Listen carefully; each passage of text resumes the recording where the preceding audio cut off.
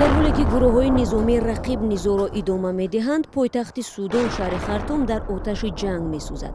بیشتر ساکنان در محل زیستشان پناه برده و برخی دیگر شهر را ترک نمودند.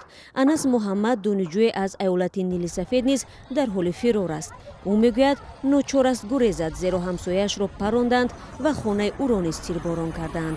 حالا در پایتخت جای امن نیست. ما باید شهر را ترک کنیم. با آنهایی که حالا در خرطوم میمانند صلح و امانی آرزومندیم تا اینکه به آنها آسیب نرسد. ما در حقشان دعاگوییم، اما به نظرم برای بخطریشان آنها باید از اینجا بروند.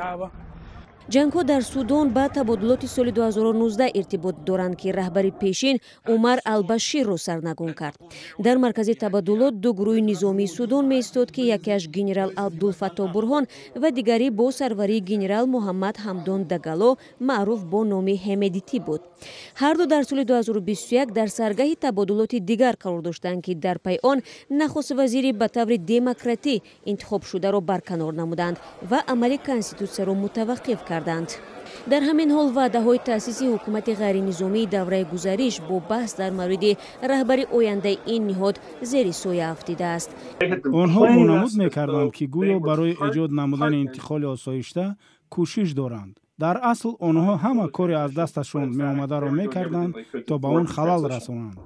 سفیر سابق سودان در آمریکا میگوید گنرال‌ها باید پیش از همه فکر مردم را کنند.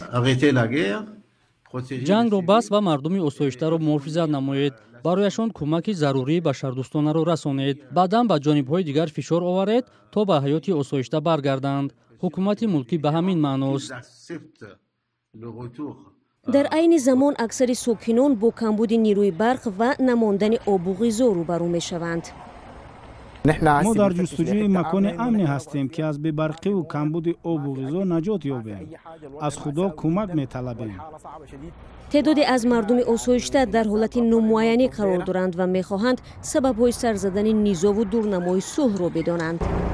از ابتدای حادثه‌ها چیکار کردنمون را نمی‌دانستیم. ما درباره حزبی که این مسئله‌ها را نظارت می‌کنند چیزی نمی‌دانیم. امدادخواهی از جمله از سوی آنهایی نیز صورت می‌گیرد که از منطقه‌های دیگری درگیر فرار کردند.